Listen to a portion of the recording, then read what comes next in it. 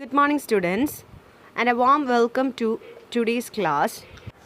Topic of the day is discharge of surety.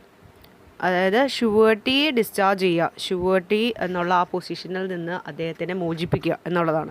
അത്തരത്തിലുള്ളൊരു പൊസിഷനിൽ നിന്ന് അദ്ദേഹത്തിന് ഏത് രീതിയിലാണ് ഒരു ജാമ്യക്കാരന് മോചനം നൽകുന്നത് എന്നുള്ളതാണ് നമ്മൾ കൂടുതലായിട്ട് ഡിസ്കസ് ചെയ്യാനായിട്ട് പോകുന്നത് ഈ ഒരു സെക്ഷനിൽ. അപ്പോൾ ഡിസ്ചാർജ് ഓഫ് ഷുവേർട്ടി എന്ന് പറയുന്നത് എന്താണ് അതിൻ്റെ മീനിങ് അല്ലെങ്കിൽ അതിൻ്റെ ഡെഫിനിഷൻ നോക്കാം.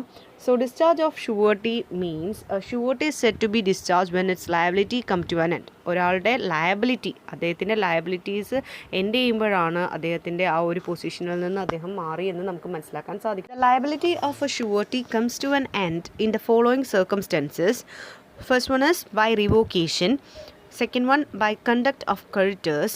And the third one is by invalidation of contract.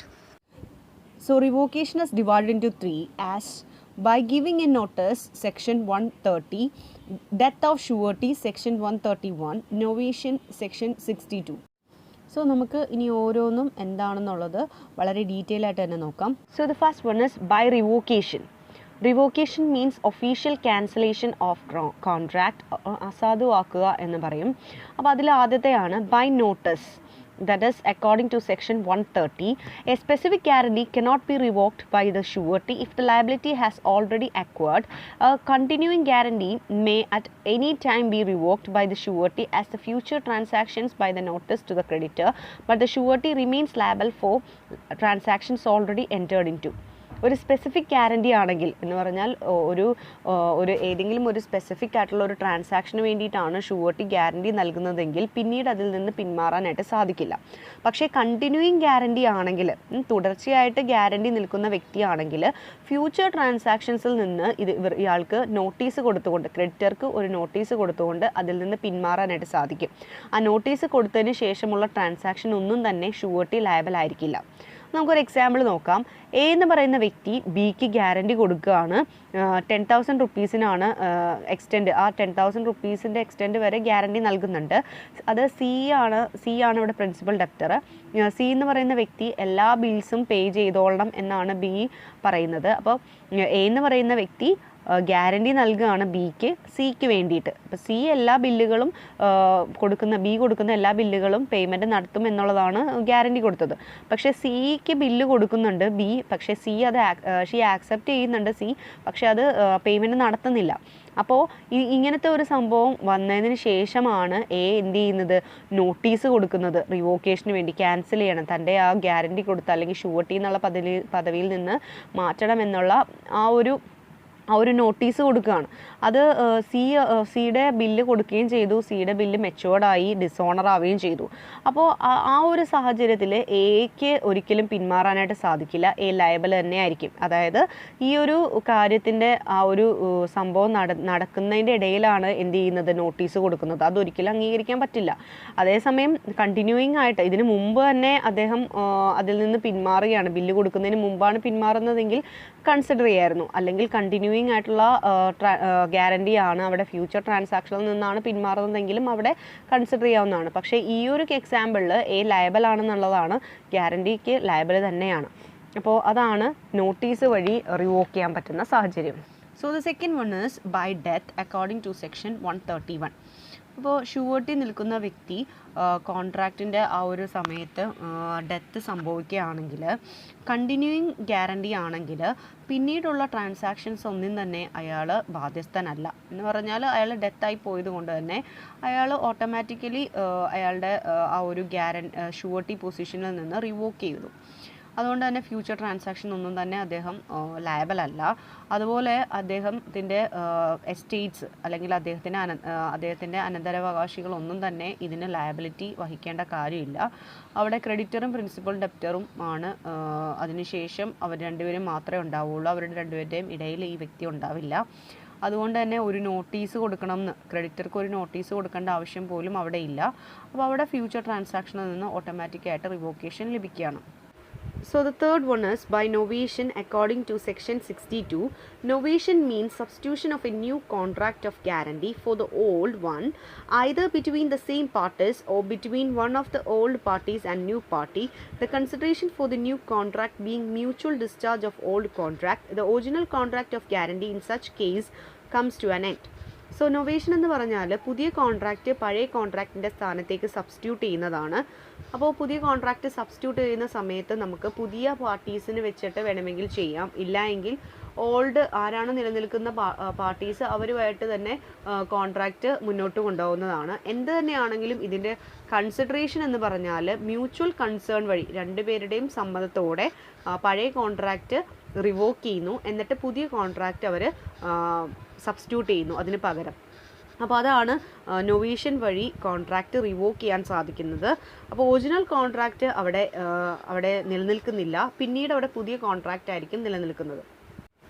Second category of discharge of surety is under discharge of surety by the conduct of creditors. So this one is again divided into 5 categories.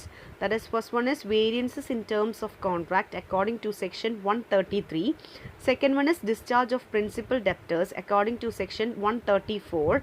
Third one is compounding by creditors with principal debtors according to section 135. And fourth one is creditors act or omission impairing surety's eventual remedy according to section 139. And the last one is loss of security according to section 141. So second category of division la first one nokam, by variance in terms of contract. Surety is liable for what he has undertaken in the contract. When the terms of the contract between the principal debtor and the creditor are varied without the surety's consent, the surety is discharged as to the transaction subsequent to the variance. അപ്പോൾ എന്തെങ്കിലും terms of കോൺട്രാക്റ്റിൽ variance means changes എന്തെങ്കിലും alteration എന്തെങ്കിലും വരുത്തി കഴിഞ്ഞിട്ടുണ്ടെങ്കിൽ അവിടെ പിന്നീട് ഷുവർട്ടിയുടെ സമ്മതത്തോടെ അല്ല ഇത്തരത്തിലൊരു ചേഞ്ച് വരുത്തിയിരിക്കുന്നതെങ്കിൽ അവിടെ പിന്നീട് ഷുവർട്ടിക്ക് ആ ഒരു സ്ഥാനത്തിൽ തുടരേണ്ട ആവശ്യമില്ല, ആ ഒരു ലയബിലിറ്റി വഹിക്കേണ്ട കാര്യം ഇല്ല. അപ്പോൾ പ്രിൻസിപ്പൽ ഡെപ്റ്ററോ ക്രെഡിറ്ററോ അവർ എൻ്റർ ചെയ്തിരിക്കുന്ന കോൺട്രാക്റ്റിൽ എന്തെങ്കിലും മാറ്റങ്ങൾ വരുത്തുകയാണെങ്കിൽ അവിടെ ഷുവർട്ടിയുടെ ലയബിലിറ്റി ഓട്ടോമാറ്റിക്കലി റിവോക്ക് ആവുകയാണ്.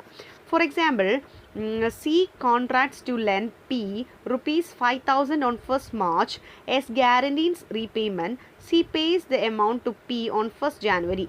S is discharged from this liability as the terms of the contract have been varied. അപ്പോൾ ഇവിടുത്തെ എക്സാമ്പിൾ നോക്കാം. എക്സാമ്പിൾ പറയുന്നത് സി എന്ന് പറയുന്ന വ്യക്തി പിക്ക് 5,000 റുപ്പീസ് ഫസ്റ്റ് മാർച്ചിൽ കൊടുക്കാമെന്ന് എഗ്രി ചെയ്യാണ്. അതിൽ എസ് ആണ് ഗ്യാരണ്ടി നൽകുന്നത്, റീപേയ്മെൻറ്റ് കൊടുക്കാമെന്ന് ഗ്യാരണ്ടി നൽകുന്നുണ്ട്. പക്ഷേ സി ഫസ്റ്റ് മാർച്ച് എന്ന് കോൺട്രാക്റ്റിലുള്ള ആ ഒരു ഡേറ്റ് മറന്നുകൊണ്ട് അല്ലെങ്കിൽ ആ ഒരു ഡേറ്റ് തെറ്റിച്ചുകൊണ്ട് ഫസ്റ്റ് ജാനുവരി തന്നെ പേയ്മെൻറ്റ് നടത്തുന്നുണ്ട്. അപ്പോൾ അതുകൊണ്ട് തന്നെ ആ കോൺട്രാക്റ്റിൽ പറഞ്ഞിരിക്കുന്ന ടേംസും വ്യത്യാസപ്പെടുത്തിക്കൊണ്ട് അദ്ദേഹം ആ ഒരു പ്രവൃത്തി ചെയ്യുന്നത് കൊണ്ട് തന്നെ എസിൻ്റെ ലയബിലിറ്റിയിൽ നിന്ന് എസ് ഡിസ്ചാർജ് ആവുകയാണ്, കാരണം കോൺട്രാക്റ്റിൽ പറയുന്ന കാര്യങ്ങളിൽ ചേഞ്ച് വരുത്തി. So the second one is by release or discharge of principal debtor. The surety may be discharged in two different modes by provision of section 134. Section 134ൻ്റെ പ്രൊവിഷൻ അനുസരിച്ച് ഷുവർട്ടിക്ക് ഡിസ്ചാർജ് ലഭിക്കുന്നത് 2 മോഡ്സിലാണ്.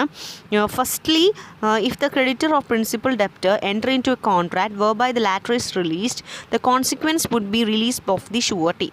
So first case എന്ന് പറയുന്നത് ക്രെഡിറ്ററും principal ഡെപ്റ്ററും തമ്മിൽ വേറൊരു കോൺട്രാക്റ്റിൽ enter ചെയ്യുന്നതിൻ്റെ ഭാഗമായിട്ട് നേരത്തെ ഉണ്ടായിരുന്ന കോൺട്രാക്റ്റ് റിലീസ് ചെയ്യുകയാണ്. അതിൻ്റെ ഭാഗമായിട്ട് അവിടെ നിൽക്കുന്ന ഗ്യാരണ്ടി നിൽക്കുന്ന ഷുവർട്ടിക്ക് ഡിസ്ചാർജ് ലഭിക്കുന്നു. അതാണ് ഫസ്റ്റ് കേസ്. ഒരു എക്സാമ്പിൾ പറയുകയാണ്. For example, C employs P at the place on as standing surety for P. This employment is terminated. C employs P afresh at different place taking a security bond from other person, so S is discharged.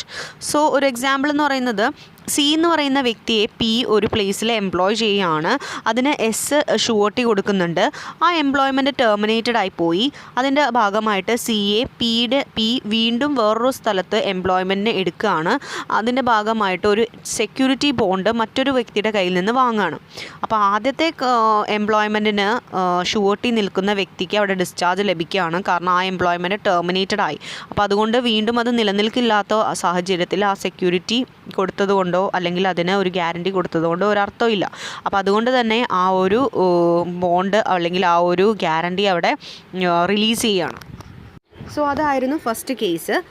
Now, secondly, if the creditor does or omits to do an act whereby the principal debtor is released, the surety is also released. So, ഇവിടെ secondly ഒരു കാര്യം പറയുന്നുണ്ട്. ക്രെഡിറ്ററിൻ്റെ act മുഖേനയോ അല്ലെങ്കിൽ omission മുഖേനയോ principal ഡെപ്റ്ററിനെ release ചെയ്യുകയാണെങ്കിൽ ആ സാഹചര്യത്തിൽ surety is also discharge. For example, P contracts with C for a fixed price to build a house for C with a stipulated time. C supplying necessary timber. S guarantees P's performance of the contract. C omits to supply timber. S is discharged from his suretyship. So ഇവിടെ P എന്ന് പറയുന്ന വ്യക്തി C എന്ന് പറയുന്ന വ്യക്തിക്ക് fixed എമൗണ്ടിൽ ഒരു house build ചെയ്ത് കൊടുക്കാമെന്ന് പറയുന്നുണ്ട് ഒരു ഫിക്സഡ് ടൈമിനുള്ളിൽ. ഇതിൻ്റെ ഭാഗമായിട്ട് സി ഒരു ആവശ്യമായിട്ടുള്ള ടിമ്പർ സപ്ലൈ ചെയ്യാനായിട്ട് സമ്മതിക്കുകയാണ് അല്ലെങ്കിൽ ഉറപ്പ് നൽകുകയാണ്. അതിൻ്റെ ഭാഗമായിട്ട് തന്നെ എസ് എന്ന് പറയുന്ന വ്യക്തി ഈ പി അദ്ദേഹത്തിൻ്റെ കോൺട്രാക്റ്റ് പെർഫോം ചെയ്യുന്നതിന് ഗ്യാരണ്ടി കൊടുക്കുന്നുണ്ട്. അപ്പോൾ സി പക്ഷേ എന്താ ചെയ്യുന്നത്, ഒമിറ്റ് ചെയ്യുകയാണ്. അദ്ദേഹത്തിൻ്റെ സപ്ലൈ ഓഫ് ടിമ്പർ കൊടുക്കാൻ അയാൾക്ക് പെട്ടെന്ന് അത് കൊടുക്കാനായിട്ട് സാധിക്കുന്നില്ല. അതുകൊണ്ട് തന്നെ അദ്ദേഹം സപ്ലൈ നടത്തുന്നില്ല. അതിൻ്റെ ഭാഗമായിട്ട് എന്താണ്, അതുകൊണ്ട് തന്നെ പിക്ക് പെർഫോമൻസ് ചെയ്യാൻ പറ്റുന്നില്ല. അതിൻ്റെ ഭാഗമായിട്ട് എസ് അദ്ദേഹത്തിൻ്റെ ഷുവർട്ടിഷിപ്പിൽ നിന്ന് ഡിസ്ചാർജ് ചെയ്യുകയാണ്. അപ്പോൾ ഇതൊരു സെക്കൻഡ് കേസാണ്. ഈ രണ്ട് രീതിയിലും ഈ രണ്ട് കേസസിലും എന്താണ് അവിടെ സംഭവിക്കുന്നത്, അവിടെ ഡിസ്ചാർജ് ഓഫ് ഷുവർട്ടി സംഭവിക്കുകയാണ്. ഫസ്റ്റ് കേസിലും അതുപോലെ സെക്കൻഡ് കേസിലും. So the third case is by the creditor compounding with the principal debtor. So according to section 135 of the act provides 3 situations where the surety may be discharged from the liability. അപ്പോൾ section 135 അനുസരിച്ച് 3 സിറ്റുവേഷനാണ് ഷുവർട്ടിയുടെ liability discharge ചെയ്യുന്ന situations. ആദ്യത്തെ situation എന്ന് പറയുന്നത് creditor making composition with the principal debtor, and second situation is creditor gives time to the principal debtor, and third situation is promise not to sue the principal debtor. അപ്പോൾ ആദ്യത്തെ case എന്ന് പറയുന്നത് അവരുടെ കോൺട്രാക്റ്റിൽ അല്ലെങ്കിൽ ആ ഒരു എന്തെങ്കിലും രണ്ടുപേരും കൂടി എന്തെങ്കിലും തീരുമാനങ്ങൾ എടുത്തുന്നു, എന്തെങ്കിലും മാറ്റം എഗ്രിമെൻറ്റിൽ വരുത്തുന്നു. അതാണ് ഫസ്റ്റ്. രണ്ടാമത്തത് ക്രെഡിറ്റർ കുറച്ച് അല്പം സമയം കൂടി പ്രിൻസിപ്പൽ ഡെപ്റ്ററിന് കൊടുക്കുന്നു. മൂന്നാമത്തെ കേസ് എന്ന് പറയുന്നത് പ്രിൻസിപ്പൽ ഡെപ്റ്ററിന് എതിരെ കേസ് എടുക്കാതിരിക്കാൻ വേണ്ടിയിട്ട് രണ്ടുപേരും കൂടി ഒത്തുചേർന്ന് എന്തെങ്കിലും പ്രോമിസ് കൊടുക്കുന്നു. ക്രെഡിറ്റർ പ്രോമിസ് ചെയ്യുകയാണ് എന്താ, പ്രിൻസിപ്പൽ ഡെപ്റ്റർക്കെതിരെ കേസ് കൊടുക്കില്ല എന്ന് പ്രോമിസ് ചെയ്യുന്നു. ഈ 3 സാഹചര്യങ്ങളിലും ഷുവർട്ടിയുടെ സമ്മതം ലഭിച്ചിട്ടില്ലെങ്കിൽ, ഈ 3 സാഹചര്യങ്ങളും ചെയ്യുമ്പോഴും if any of these act are done without the consent of surety the contract of guarantee may be discharge. ഈ 3 സാഹചര്യങ്ങളിലും ഷുവർട്ടിയുടെ സമ്മതമില്ലെങ്കിൽ ആ ഷുവർട്ടി എന്നുള്ള ആ ഒരു കോൺട്രാക്റ്റിൽ നിന്ന് ഷുവർട്ടിക്ക് എക്സിറ്റ് ആവാവുന്നതാണ് അല്ലെങ്കിൽ ഡിസ്ചാർജായി പോകുന്നതാണ്. For example, P purchases a motor car from C under hire purchase agreement on guarantee of S for due performance of the agreement. C for the valuable consideration gives P further time for the payment of one of the installments. Held the giving of time of P discharges S from any further liability under the guarantee. അപ്പോൾ ഇവിടെ P എന്ന് പറയുന്ന വ്യക്തി motto car സിക്ക് കൊടുക്കുകയാണ്. അത് higher purchase agreement വഴിയാണ്. നമുക്കറിയാം ഹയർ പർച്ചേസ് എഗ്രിമെൻ്റ് എന്ന് പറയുമ്പോൾ ഏറ്റവും അവസാനത്തെ ഇൻസ്റ്റാൾമെൻറ്റ് വരെ ഈ ഒരു മോട്ടോർ കാർ അതിൻ്റെ ഉടമസ്ഥൻ്റെ കയ്യിൽ തന്നെ ആയിരിക്കും. അവസാനത്തെ ഇൻസ്റ്റാൾമെൻറ്റിന് ശേഷമേ ആ വ്യക്തിയുടെ കയ്യിലേക്ക് അത് പോവുകയുള്ളൂ. അപ്പോൾ ഒരു ഇൻസ്റ്റാൾമെൻറ്റ് ഇയാൾ മുടക്കുകയാണ്. അപ്പോൾ എസ് ഗ്യാരണ്ടി കൊടുക്കുന്നുണ്ട് ഇതിന് വേണ്ടിയിട്ട്. പക്ഷേ സി എന്ന് പറയുന്ന വ്യക്തി എന്ത് ചെയ്യുന്നു, അദ്ദേഹത്തിന് ആ ഒരു ഇൻസ്റ്റാൾമെൻറ്റ് അദ്ദേഹം പേയ്മെൻറ്റ് നടത്തുന്നില്ല. അതിൻ്റെ ഭാഗമായിട്ട് പിക്ക് പിന്നെയും സമയം കൊടുക്കുകയാണ് ഇൻസ്റ്റാൾമെൻറ്റ് അടക്കാൻ വേണ്ടിയിട്ട്. ഇതിൻ്റെ ഭാഗമായിട്ട് എന്താ സംഭവിക്കുന്നത്, ഇത്തരത്തിലൊരു പ്രവൃത്തി ചെയ്യുന്നത് കൊണ്ട് ടൈം കൊടുക്കുന്നതിൻ്റെ കാര്യമൊന്നും ഷുവർട്ടിനെ അറിഞ്ഞിട്ടില്ല, അതിൻ്റെ സമ്മതം ഇല്ലാതെയാണ് ഈ പ്രിൻസിപ്പൽ ഡെപ്റ്റർക്ക് ഇത്തരത്തിലൊരു ടൈം കിട്ടുന്നത്. അപ്പോൾ അതിൻ്റെ ഭാഗമായിട്ട് എസിന് പിന്നീട് ഒരു ലയബിലിറ്റി അല്ലെങ്കിൽ പിന്നീട് ആ ഒരു കോൺട്രാക്റ്റിൽ ബാധ്യത ഏറ്റെടുക്കേണ്ട ആവശ്യമില്ല. That's why S is discharge from the liability under guarantee. So the fourth one is by creditors act or omission impairing surety's eventual remedy according to section 139. If the creditor does any act which is inconsistent with the right of surety or omits to do any act which is the duty of the surety requires to do him so, and the eventual remedy to the surety himself against the principal debtor is hereby impaired, the surety is discharged. അപ്പോൾ creditor ക്രെഡിറ്ററിൻ്റെ inconsistency കൊണ്ടോ അല്ലെങ്കിൽ ക്രെഡിറ്ററിൻ്റെ carelessness കൊണ്ടോ ഷുവർട്ടിയുടെ റൈറ്റിനെ ബാധിക്കുന്ന രീതിയിൽ എന്തെങ്കിലും ഒമിഷനോ എന്തെങ്കിലും ആക്റ്റോ ക്രെഡിറ്ററിൻ്റെ ഭാഗത്തുനിന്ന് ഉണ്ടാവുകയാണെങ്കിൽ അതിൻ്റെ റെമഡി എന്നോണം എന്താണ് ഷുവർട്ടിയിൽ നിന്ന് അദ്ദേഹത്തിന് ഡിസ്ചാർജ് ലഭിക്കുന്നതാണ്. ഒരു എക്സാമ്പിൾ എന്ന് പറയുന്നത് എ എന്ന് പറയുന്ന വ്യക്തി ബിക്ക് എമ്മിനെ ഒരു അപ്രൻറ്റീസി ആയിട്ട് കൊടുക്കുകയാണ്. അതായത് ബി എമ്മിനെ അപ്രൻറ്റീസായിട്ട് ജോയിൻ ചെയ്യിപ്പിക്കുകയാണ്. എയുടെ ഉറപ്പിൽ എ ആണ് ഗ്യാരണ്ടി കൊടുക്കുന്നത്, ബി ആണ് ക്രെഡിറ്റർ, എം ആണ് പ്രിൻസിപ്പൽ ഡെപ്റ്റർ. ഇപ്പോൾ ഇതൊരു സ്ഥാപനമായതുകൊണ്ട് നമുക്ക് അങ്ങനെ ഡെപ്റ്റർ എന്ന് പറയാൻ പറ്റില്ല. പക്ഷേ ഗ്യാരണ്ടി നൽകുന്നത് ഇവിടെ ഫിഡലിറ്റിക്കാണ്. അദ്ദേഹത്തിൻ്റെ എമ്മിൻ്റെ സ്വഭാവ സവിശേഷതയ്ക്ക് അല്ലെങ്കിൽ എമ്മിൻ്റെ സത്യസന്ധതയ്ക്കാണ് ഇവിടെ എ ഗ്യാരണ്ടി കൊടുക്കുന്നത്. പക്ഷേ എ പറയുന്നുണ്ട് ബിയുടെ അടുത്ത്, ബി എക്ക് പ്രോമിസ് കൊടുക്കുന്നുണ്ട് എല്ലാ മാസവും ഇദ്ദേഹം എമ്മിൻ്റെ കയ്യിൽ നിന്ന് പൈസ വാങ്ങിച്ചോളാം, അല്ലെങ്കിൽ അദ്ദേഹം വന്ന് എല്ലാ കണക്കുകളും നോക്കി പൈസ കൃത്യമായിട്ട് വാങ്ങിച്ചോളാം എന്നുള്ള ഉറപ്പ് കൊടുക്കുന്നുണ്ട്. അതിൻ്റെ ഭാഗമായിട്ടാണ് എ അവിടെ ഗ്യാരണ്ടി നിൽക്കുന്നത്. പക്ഷേ ബി ഈ ഒരു പ്രോമിസ് പാലിക്കുന്നില്ല, അദ്ദേഹം ഒമിറ്റ് ചെയ്യുകയാണ്. അദ്ദേഹം എല്ലാ മാസവും വന്ന് ചെക്കൊന്നും ചെയ്യുന്നില്ല, അദ്ദേഹം എന്ത് ചെയ്യുന്നില്ല, ക്യാഷ് വാങ്ങുന്നുമില്ല, ചെക്ക് ചെയ്യുന്നില്ല. ഇതിൻ്റെ ഭാഗമായിട്ട് എമ്മിൻ്റെ ഭാഗത്തു നിന്ന് ഒരു എംബാരസ്മെൻ്റ് ഉണ്ടാവുകയാണ്. അദ്ദേഹം ആ ഒരു സ്റ്റീലിംഗ് നടത്തുകയാണ്. അപ്പോൾ അതിൻ്റെ ഭാഗമായിട്ട് തന്നെ എന്താണ് എ എന്ന് പറയുന്ന വ്യക്തി ഇത്തരത്തിൽ ബിക്ക് കൊടുത്തിരിക്കുന്ന ഗ്യാരണ്ടി ബിയുടെ ഒരു അശ്രദ്ധ കൊണ്ടാണല്ലോ ഇത്തരം ഒരു സംഭവം ഉണ്ടായത്. അതുകൊണ്ട് തന്നെ എ ലയബൽ അല്ല എന്നുള്ളതാണ്. അതുകൊണ്ട് തന്നെ ഇദ്ദേഹത്തിൻ്റെ ഗ്യാരണ്ടിയിൽ നിന്ന് ഇദ്ദേഹത്തിന് ഡിസ്ചാർജ് ലഭിക്കുകയും ചെയ്യുന്നു. And the fifth one is by creditor losing security against the principal debtor according to section 141. If the creditor loses or without the consent of the surety parts with the security he has against the principal debtor at the time when the contract of suretyship is entered into, the surety is discharged to the extent of the value of security. So ഇവിടെ principal debtor security ആയിട്ട് കൊടുത്തിരിക്കുന്ന വസ്തുക്കൾ എന്തെങ്കിലും ക്രെഡിറ്റർക്ക് അത് നഷ്ടപ്പെട്ടു പോവുകയാണെങ്കിൽ അവിടെ അതുമല്ല ഷുവർട്ടിയുടെ സമ്മതമില്ലാതെ അല്ലെങ്കിൽ ഷുവർട്ടി അറിയാതെയാണ് ഇത്തരത്തിലൊരു കാര്യം സംഭവിച്ചിരിക്കുന്നതെങ്കിൽ എത്രത്തോളമാണോ ഈ ഒരു വസ്തു നഷ്ടപ്പെട്ടത് അല്ലെങ്കിൽ ആ ഒരു സെക്യൂരിറ്റി നഷ്ടപ്പെടുന്നത് ആ ഒരു അത്രയും എക്സ്റ്റൻറ്റ് വരെ ഷുവർട്ടിയുടെ ലയബിലിറ്റി ഡിസ്ചാർജ് ആവുകയാണ്. For example, C advances to B, his tenant, rupees 2,000 on the guarantee of A. C has also further security for 2,000 by a mortgage of B's furniture. C cancels the mortgage. B becomes insolvent and C sues on his guarantee. A is discharged to the extent of the value of the security. So ഇവിടെ C എന്ന് പറയുന്ന വ്യക്തി കുറച്ച് amount ബിക്ക് കൊടുക്കുന്നുണ്ട്. അതുപോലെ തന്നെ A ആണ് അവിടെ ഗ്യാരണ്ടി നൽകുന്നത് ഈ ഒരു പേയ്മെൻറ്റിന്. സി അതുപോലെ അപ്പോൾ ഗ്യാരണ്ടി നൽകുന്നതെന്ന് പറയുന്നത് 2,000 റുപ്പീസിനാണ് ഗ്യാരണ്ടി നൽകുന്നത്. അതുപോലെ സെക്യൂരിറ്റി ആയിട്ട് ഒരു ഫേർണിച്ചർ ബിയുടെ ഫേർണിച്ചർ അവിടെ മോർഗേജ് പണയത്തിൽ കൊടുക്കുന്നുണ്ട്. അപ്പോൾ സി പക്ഷേ കുറച്ച് നാൾ കഴിയുമ്പോൾ സി അത് ആ ഒരു പണയത്തിൽ വെച്ചിരിക്കുന്ന ആ പണയം അവിടെ മോർഗേജ് അവിടെ ക്യാൻസൽ ചെയ്യുന്നുണ്ട്. അത് ക്യാൻസൽ ചെയ്തു. അതിനുശേഷം ബി എന്തായി മാറുന്നു, ഇൻസോൾവൻ്റ് ആയിട്ട് മാറുന്നുണ്ട്. അതിൻ്റെ ഭാഗമായിട്ട് സി എന്ത് ചെയ്യുന്നു, ബിക്ക് ഇൻസോൾവൻ്റ് ആയതുകൊണ്ട് ബീനെ കേസ് കൊടുക്കാൻ പറ്റില്ല. അതുകൊണ്ട് തന്നെ ആരാണോ ഗ്യാരണ്ടി കൊടുത്തത് ആ വ്യക്തിക്കെതിരെ കേസ് കൊടുക്കുന്നുണ്ട്. പക്ഷേ കോടതി വിധി വന്നതെന്ന് പറഞ്ഞാൽ ഇയാൾ ആ മോർഗേജ് അവിടെ പണയത്തിലിരുന്ന വസ്തു അയാൾ റിലീസ് ചെയ്യുന്നുണ്ട്. അപ്പോൾ അത് ഷുവർട്ടിയുടെ സമ്മതത്തോടെ ആയിരുന്നില്ല, അതങ്ങനെ ചെയ്യേണ്ട ആവശ്യം ഉണ്ടായിരുന്നില്ല. ആ ഒരു പണയവസ്തു അല്ലെങ്കിൽ സെക്യൂരിറ്റി അയാൾ നഷ്ടപ്പെടുത്തിയത് ഷുവർട്ടിയുടെ ഉത്തരവാദിത്തമല്ല. അപ്പോൾ അതുകൊണ്ട് തന്നെ എത്രയായിരുന്നോ ആ പണയവസ്തുവിൻ്റെ മൂല്യം അത് കഴിഞ്ഞിട്ടുള്ള ബാക്കിയുള്ള എമൗണ്ടിന് മാത്രമേ അയാൾക്ക് ലയബിലിറ്റി ഉണ്ടാവുകയുള്ളൂ. അപ്പോൾ ഇത്രയേ ഉള്ളൂ. The suretyship is entered into the surety's discharge to the extent of value security. അപ്പോൾ ആ സെക്യൂരിറ്റിയുടെ വാല്യൂ എത്രയായിരുന്നോ ആ എമൗണ്ട് കഴിഞ്ഞിട്ട് ഇനി എന്തെങ്കിലും ബാക്കിയുണ്ടെങ്കിൽ ആ എമൗണ്ട് മാത്രമായിരിക്കും ഷുവർട്ടി ലയബിൾ ആയിരിക്കുന്നത്. ബാക്കിയുള്ള അദ്ദേഹത്തിൻ്റെ ലയബിലിറ്റി ഡിസ്ചാർജ് ആവും. The last type of classification is by invalidation of contract.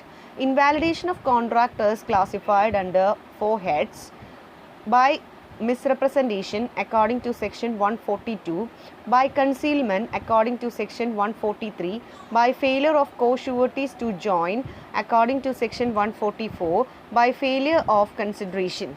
And the first one is by misrepresentation according to 142, where a creditor misrepresents to surety regarding the material facts, the guarantee is invalid and therefore the surety is discharged. So creditor ഷുവേർട്ടീൻ്റെ അടുത്ത് എന്തെങ്കിലും material facts എന്തെങ്കിലും misrepresentation ആണ് ചെയ്തിരിക്കുന്നതെങ്കിൽ, എന്നാൽ തെറ്റായ രീതിയിലാണ് പറഞ്ഞിരിക്കുന്നത്, material facts hide ചെയ്തുകൊണ്ട് തെറ്റായ രീതിയിലാണ് അവതരിപ്പിച്ചിരിക്കുന്നതെങ്കിൽ അത്തരത്തിലുള്ള ഒരു ഗ്യാരണ്ടി ഒരിക്കലും നിലനിൽക്കുന്നതല്ല, അത് ഇൻവാലിഡ് ആണ്. അതുകൊണ്ട് തന്നെ ഷുവേർട്ടി അദ്ദേഹത്തിൻ്റെ ലയബിലിറ്റിയിൽ നിന്ന് ഡിസ്ചാർജ് ആവുന്നു. So next one is by concealment according to section 143, when a creditor obtains guarantee by concealment or keeping silent over the material facts, the surety is discharged as a guarantee is invalid. So creditor surety കൊടുക്കുന്ന വ്യക്തിയുടെ അടുത്ത്, guarantee കൊടുക്കുന്ന വ്യക്തിയുടെ അടുത്ത് എന്തെങ്കിലും material ഫാക്ട്സിനെ പറ്റി conceal ചെയ്യുകയോ അല്ലെങ്കിൽ സൈലൻ്റ് ആയിട്ട് ഇരിക്കുകയോ ചെയ്താൽ, മെറ്റീരിയൽ ഫാക്ട്സ് ഡിസ്ക്ലോസ് ചെയ്യാതെ ഹൈഡ് ചെയ്ത് വെക്കുകയാണെങ്കിലോ അല്ലെങ്കിൽ അതിനെക്കുറിച്ച് ഒന്നും പറയാതെ സൈലൻ്റ് ആയിട്ട് ഇരിക്കുകയാണെങ്കിൽ ഷുവേർട്ടിയുടെ ലയബിലിറ്റി ഡിസ്ചാർജ് ചെയ്യുന്നതാണ്. കാരണം അത്തരത്തിലുള്ളൊരു കോൺട്രാക്റ്റ് ഓഫ് ഗ്യാരണ്ടി ഇൻവാലിഡ് ആണ്. For example, C engage P as a clerk to collect money for him. P fails to account for some of his receipts and C in consequences call upon him to furnish security for his duly accounting. S gives his guarantee for P's duly accounting. C does not acquaint S with S previous contract. P afterwards make default. The guarantee is invalid. So in this example, C engages P as a clerk to collect money. C എന്ന് പറയുന്ന വ്യക്തി P എന്ന് പറയുന്ന മറ്റൊരു വ്യക്തിയെ ക്ലർക്കായിട്ട് appoint ചെയ്യാണ് to collect money for him. P receipts ഒന്നും തന്നെ കറക്റ്റായിട്ട് അക്കൗണ്ട് ചെയ്യുന്നില്ല. അതിൻ്റെ ഭാഗമായിട്ട് സിക്ക് ഒരുപാട് കോൺസിക്വൻസസ് ഉണ്ടാകുന്നു. അപ്പോൾ അതുകൊണ്ട് തന്നെ സി പറയുകയാണ് ഒരു സെക്യൂരിറ്റി ഡ്യൂലി അക്കൗണ്ടിങ് ചെയ്യുന്നു, യഥാസമയം അക്കൗണ്ടിങ് നടത്തുന്നു എന്നുള്ളതിന് ഒരു സെക്യൂരിറ്റി വേണമെന്ന് ആവശ്യപ്പെടുകയാണ്. അപ്പോൾ എസ് സെക്യൂരിറ്റി കൊടുക്കുന്നുണ്ട്, ഗ്യാരണ്ടി കൊടുക്കുന്നുണ്ട്. അതിനുശേഷം വീണ്ടും ഇതുപോലെ പി ഒരു ഡീഫോൾട്ട് വരുത്തുകയാണ്. അപ്പോൾ ഇത്തരത്തിലുള്ളൊരു അവസരത്തിൽ സി ഒരിക്കലും എസിൻ്റെ അടുത്ത് നേരത്തെ ഉണ്ടായിരുന്ന ഒരു വീഴ്ചയെക്കുറിച്ച് പറയുന്നില്ല. സി ഇങ്ങനെ ചെയ്തിരുന്നു, റെസീപ്റ്റ്സ് കളക്ട് ചെയ്തിരുന്നില്ല എന്നുള്ള കാര്യം ഡിസ്ക്ലോസ് ചെയ്യുന്നില്ല. ഡിസ്ക്ലോസ് ചെയ്യാതെയാണ് എസിനോട് എസ് ഗ്യാരണ്ടി കൊടുക്കുന്നത്. അപ്പോൾ ആ സമയത്ത് അങ്ങനെ ചെയ്യുവാണെങ്കിൽ അത് ഒരു നല്ല രീതിയിലുള്ളൊരു കോൺട്രാക്റ്റായിട്ട് നമുക്ക് കാണാനായിട്ട് സാധിക്കില്ല. അപ്പോൾ അതുകൊണ്ട് തന്നെ എസിൻ്റെ ഷുവേർട്ടിയിൽ നിന്ന് എസിന് ഡിസ്ചാർജ് ലഭിക്കുകയാണ്. So the third one is by failure of co-surety to join according to section 144, where a person gives a guarantee upon a contract that a creditor shall not act upon it until another person has joined in it as co-surety, the guarantee is not valid if the person does not join. So cosureties നമുക്കറിയാം, ഒന്നിൽ കൂടുതൽ ഷുവേർട്ടീസ് ഉണ്ടെങ്കിൽ എല്ലാവരും ഒരുമിച്ച് join ചെയ്യണം ഷുവേർട്ടി എന്നുള്ള ആ ഒരു കോൺട്രാക്റ്റിൽ, അല്ലെങ്കിൽ ആ കോൺട്രാക്റ്റ് ഓഫ് ഗ്യാരണ്ടിയിൽ എല്ലാ ഷുവേർട്ടീസും ജോയിൻ ചെയ്യണം എന്നുള്ളതാണ്. അപ്പോൾ അങ്ങനെ ഒരാൾ ജോയിൻ ചെയ്തില്ലെങ്കിൽ ആ ഒരു കോൺട്രാക്റ്റ് വാലിഡായിട്ട് കൺസിഡർ ചെയ്യാനായിട്ട് സാധിക്കില്ല. അതുകൊണ്ട് തന്നെ അത് ഡിസ്ചാർജ് ആവും. അതിൻ്റെ എക്സാമ്പിൾ നോക്കാം. For example, S2 signed a guarantee given to a bank which on face of it was intended to be joint and several guarantee of S1, S2, S3 and S4. S4 did not sign and afterwards died. The bank did not agree with S1 and S2, S3 to dispense with S4's signature, held S2 was not liable. So ഇവിടെ S2 എന്ന് പറയുന്ന വ്യക്തി ഒരു guarantee കൊടുക്കുകയാണ് ബാങ്കിൽ, അവിടെ sign ചെയ്യുന്നുണ്ട്. അവിടെ സൈൻ ചെയ്തു. സെർവലായിട്ടുള്ള ഒരു ഗ്യാരണ്ടിയാണ്, അതായത് സെർവൽ ജോയിൻറ്റ് ഗ്യാരണ്ടിയാണ്. വിച്ച് മീൻസ് ഒന്നിൽ കൂടുതൽ ആളുകൾ ഗ്യാരണ്ടി കൊടുക്കുന്നുണ്ട്. അതായത് S1, S2, S3, S4 4 പേരും കൂടിയാണ് ഗ്യാരണ്ടി കൊടുക്കുന്നത്. പക്ഷേ S4 സൈൻ ചെയ്തിട്ടുണ്ടായിരുന്നില്ല, അദ്ദേഹം മരിച്ചു പോവുകയും ചെയ്തു. പക്ഷേ ബാങ്ക് ഇതിനെക്കുറിച്ചൊന്നും പറയുന്നില്ല. അതുപോലെ ഇവരോടൊന്നും തന്നെ ഇതിനെക്കുറിച്ച് ഡിസ്ക്ലോസ് ചെയ്യുന്നില്ല. അവിടെ S4 സൈൻ ചെയ്യാത്ത കാര്യമോ മറ്റു കാര്യങ്ങളോ ഒന്നും പറയുന്നില്ല. അതുകൊണ്ട് S4 സൈൻ ചെയ്യാത്തത് കൊണ്ട് തന്നെ ഒരു ജോയിൻ്റ് ആയിട്ട് 4 പേരും കൂടി ചെയ്യേണ്ട ഒരു ഗ്യാരണ്ടിയാണ്. അതുകൊണ്ട് തന്നെ S2 അവിടെ ലയബൽ അല്ല, സൈൻ ചെയ്തു എന്നാൽ പോലും അയാൾ ആ കോൺട്രാക്റ്റിൽ വാലിഡ് അല്ല. അതുകൊണ്ട് തന്നെ കോ ഷുവർട്ടി ജോയിൻ ചെയ്യാത്തത് കൊണ്ട് തന്നെ ആ ഒരു കോൺട്രാക്റ്റ് അവിടെ ഡിസ്പെൻഡ് ചെയ്യുകയാണ്. ആ കോൺട്രാക്റ്റ് അവിടെ നിലനിൽക്കുന്നില്ല, ഇൻവാലിഡായിട്ട് മാറുകയാണ്. അപ്പോൾ അതുകൊണ്ട് തന്നെ അവിടെ അവർക്ക് ആ ഒരു ഷുവർട്ടിഷിപ്പിൽ നിന്ന് ഒരു ഡിസ്ചാർജ് ലഭിക്കുകയാണ്. So the last one is by failure of consideration. Where in a contract of guarantee there is a failure of consideration between creditor and principal debtor, the surety is discharged. അപ്പോൾ നമുക്കറിയാം ഒരു കോൺട്രാക്റ്റിൽ ഏറ്റവും essential element ആണ് ഒരു consideration.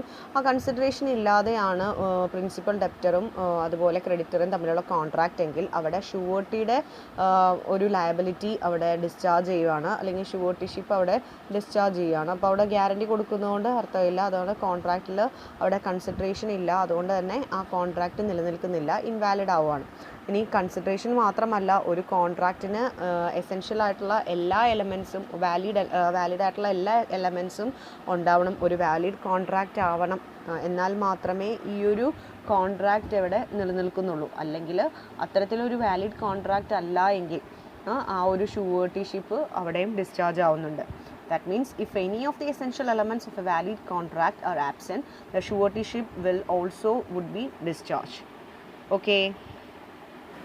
So today we have discussed more about discharge of surety. So a surety is said to be discharged when his liability comes to an end, and it is classified into by revocation, by conduct of creditors, and by invalidation of contract. ഇന്നത്തെ class ഇതായിരുന്നു, discharge of surety. So that's all for today. Thank you students. Have a nice day.